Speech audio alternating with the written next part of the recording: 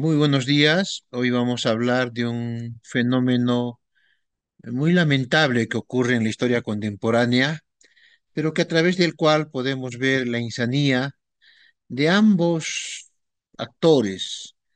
El- una parte del Estado que utiliza la violencia y el desastre y los peores recursos para combatir al enemigo, pero también la insanía de un grupo criminal como Sendero Luminoso, que en este hecho, me estoy refiriendo a la masacre de Churacay, se nota su frialdad, su fanatismo, su postura casi providencial, según la cual cuando se mezcla la extrema ciencia y se convierte en ideología esta con la extrema religión, pues llegas a cosas absurdas como que la historia tiene que cumplirse sí o sí, como una especie de fatalismo histórico, que hay tales pasos en la historia y tal paso se va a cumplir sí o sí,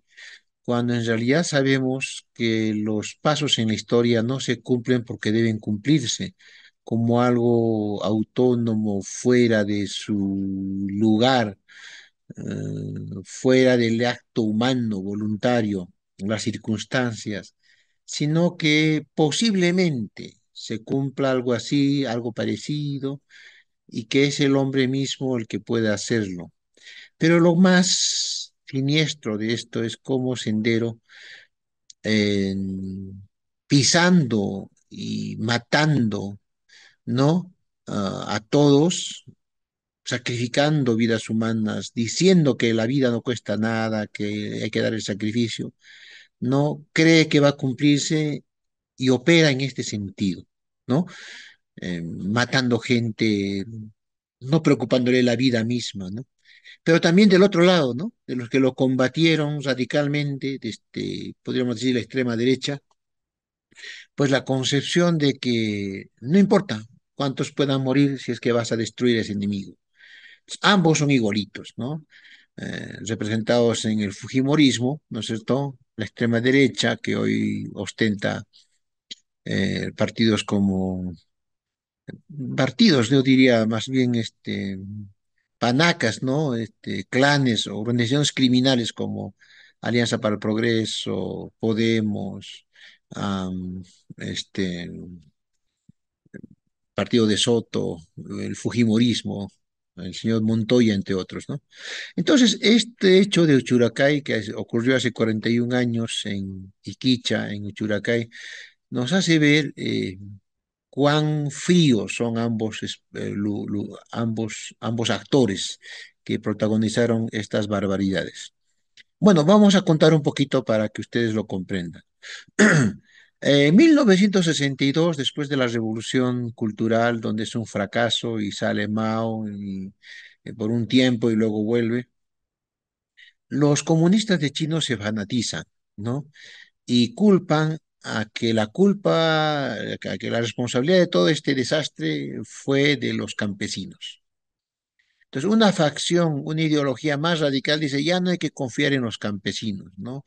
Y eso se ve con Pol Pot cuando elimina a los campesinos, al pasado, en Kampuchea, Camboya, y la banda de los cuatro que le siguen a Mao Zedong, y se fanatiza, se radicaliza el comunismo. Entonces el comunismo comienza a postular de que como el gran culpable de la revolución, del fracaso de la revolución cultural, que era un proyecto mediante el cual China debía pasar de país feudal a país industrial, y esto ustedes saben que no es de la noche a la mañana, son procesos de miles de años, 10.000 en muchos casos, ¿no? ¿No? Entonces son procesos de miles de años, ¿no? Que querían saltarlo en un quinquenio, ¿no? Entonces esto fracasa desde el inicio, y entonces en el maoísmo se ve una doctrina según la cual hay que imponer a rajatabla el comunismo como sea, con sangre, con ríos de sangre, no importa. Y se parecía, si se dan cuenta ustedes, mucho a las doctrinas de extrema derecha, que hay que imponer el capitalismo como sea. Por eso China es así, pues.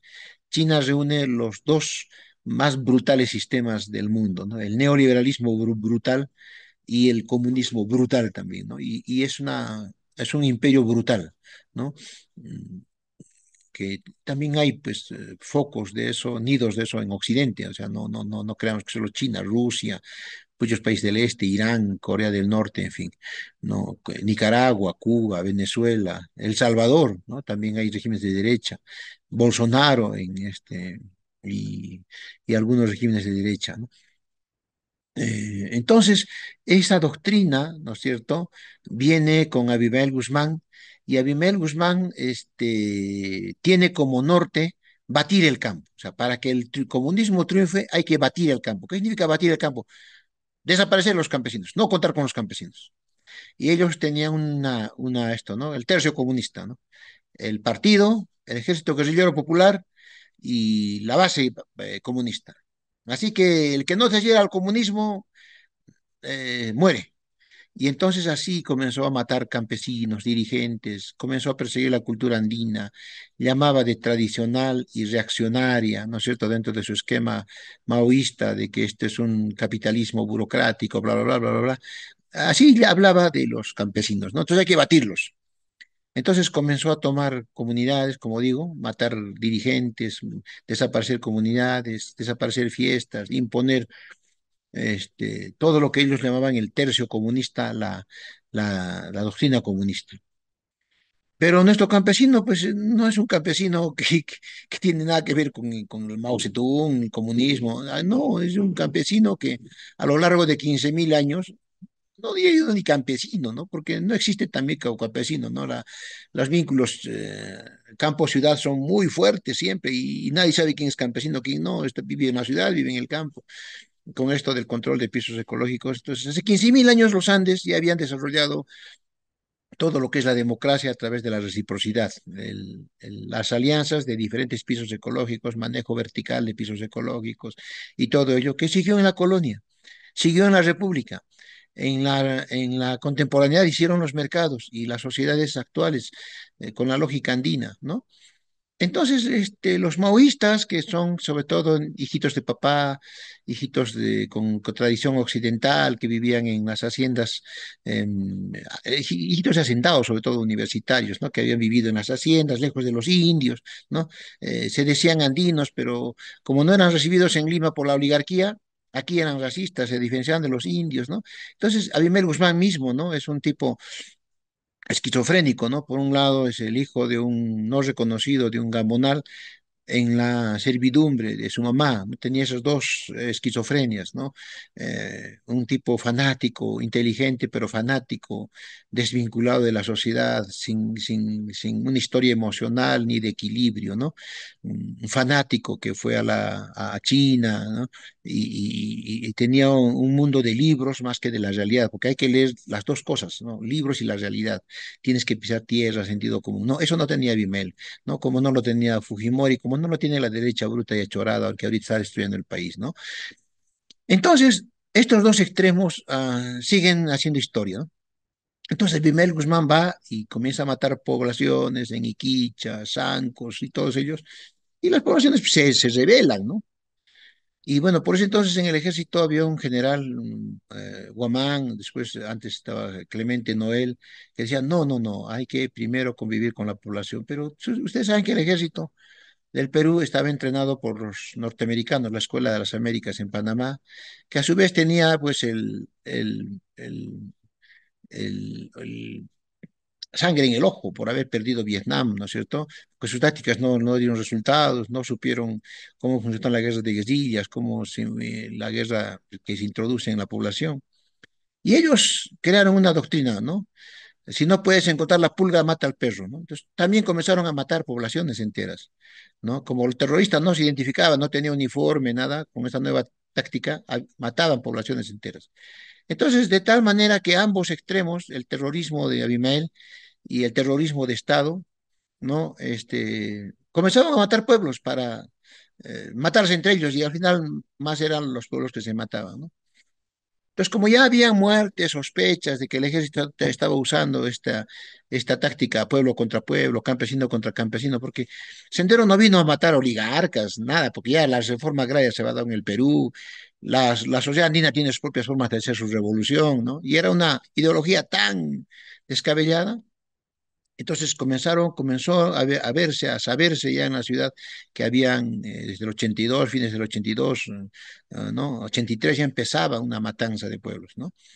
Y entonces así fue que tontos los periodistas también que no sabían, que no conocían, que no calibraron el momento, ¿no? Se fueron a averiguar.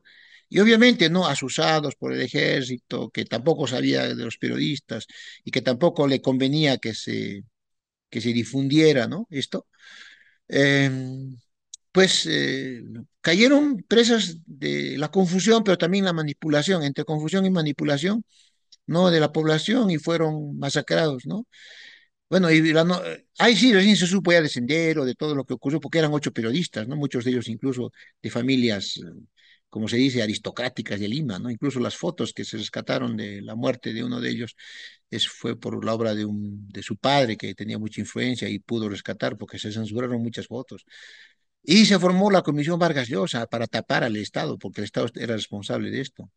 Claro, obviamente, ¿no? Uno comprende, porque si decían que habían sido los del ejército que habían asusado, los de Sendero moralmente ganaban y estábamos en una guerra. Fatalmente a veces tiene que ocultarse las cosas. Y para esto también se prestó un antropólogo, exalcalde de Cusco, ¿no? Entonces, Vargas Llosa dijo, ¿no? Sostuvo que, y acá viene otra historia, que estos pobladores eran unos salvajes y que no habían confundido, ¿no? Pero ahí pues salieron los historiadores y digo, ¿cuál salvajes, no? Ahí salió la historiadora Cecilia Méndez, una de las más brillantes ahorita en este momento, y dijo, no, estos hombres siempre han sabido de políticas, han sabido con qué se han enfrentado. El campo no es como tú crees, que es un gueto, ¿no? El campo está en permanente contacto con la ciudad, los familiares están en las ciudades grandes, en Lima, en Cusco, en Arequipa, Trujillo. Y ellos sabían con quién se enfrentaban, porque ya en la República se habían opuesto al Estado Borbón que había fundado San Martín y Bolívar. Se habían levantado porque ese Estado es contra los indios. Ustedes saben que la independencia fue contra los indios, para evitar otra rebelión como la Tupac Amaru, ¿no? Y hacer la finta de la independencia y en realidad meter a los ingleses, franceses y luego norteamericanos acá para continuar la misma cosa. Y ella demostró pues que no eran tales salvajes, ¿no? Y a partir de entonces se hizo todos unos estudios sobre las estructuras andinas, se volvió a estudiar la reciprocidad, las instituciones andinas, y hay toda una historia que cambió. Entonces, Uchuracay es un momento importante, yo creo, lo que ocurrió con los periodistas, no solo por los periodistas, sino porque a partir de entonces comenzamos a ver mejor con otros ojos, con otra episteme, otro enfoque, otras luces, otros faros que se encienden hacia sitios que no habíamos visto de esta permanencia andina, de esta institucionalidad andina que también se defendía. Y comenzamos a entender de más cerca la locura, la estupidez, el fanatismo que es Sendero Luminoso, que se parece mucho al fanatismo del señor Castillo y el fanatismo y el oscurantismo de ciertos sectores del Estado peruano, ¿no? Que se parece mucho, ¿no? a las órdenes que mandaron disparar a los chicos en las protestas del 2022-23 o a lo que hizo los Montesinos, a lo que hizo el Grupo Colina, o a lo que recomienda el señor almirante de piscina, Montoya, o a lo que hablan muchos de la extrema derecha fujimorista, o del partido de Acuña, Podemos y todos estos, no, extremistas de derecha, ¿no es cierto? El Montonero o Rafael Rey o Barba Caballero, ¿no? Entonces, entonces nos dimos cuenta de cómo piensan estos dos fanatismos, ¿no? Que están a ambos lados, pero que se juntan al final, como ahora en el fujicerronismo, ¿no? Y nos hace pensar que eso sigue vigente, que hay que tener mucho cuidado, que esa no es la manera de gobernar, que no hay que dejar eh, espacios para que estos fanatismos y estos extremismos gobiernen, que no hay que cejar en la lucha por institucionalizarnos, por seguir peleando por una participación ciudadana plena, extensiva, de calidad, sustentable, instituciones fuertes en base a contrapeso de poderes, Estado de Derecho, economía social de mercado, que debemos fortalecerlas, porque si no lo hacemos eso, va a haber más uchuracáis, van a haber más muertes de las protestas, van a haber más golpes de Estado contra el Congreso, contra el Poder Ejecutivo, contra el Poder Judicial, que ahora se quiere hacer, totalitarismos que ahora quieren darse y en la cual se juntan las extremas derecha e izquierda. Entonces, lo que ocurrió en Uchuracay nos hace ver cómo es que la izquierda y la derecha extremas, los extremos, porque hay una izquierda liberal, hay una izquierda respetuosa de las leyes, el Estado de Derecho, el mercado, y también hay una derecha de la misma, pero los extremos, ¿cómo es que se enseñorean cuando no hemos hecho las cosas, cuando no le hicimos bien el Perú, cuando no, porque este Churacay ocurre en medio de la crisis final de los partidos políticos, ¿no? Que cayeron desde el 56, ya el APRA, que se volvió en una organización criminal y ya no podía controlar pues ya no tenía legitimidad. Y en medio de esta crisis política, del tejido, de la participación, del Estado de Derecho, contrapeso, se dan siempre estos fenómenos. Y para evitarlos hay que fortalecer eso que digo, ¿no? Participación ciudadana, Estado de Derecho, contrapeso de poderes, ¿no es cierto? Institucionalidad, economía social del mercado, libertad y democracia. Entonces, que eso sea lo que nos enseña este Uchuracay a 41 años y cómo todavía las condiciones que han ocasionado siguen y tenemos que seguir luchando para que nunca más haya Uchuracáis, nunca más dictaduras y nunca más fascismos ni extremos ni extremo comunismo. Muy buenos días y hasta otra ocasión.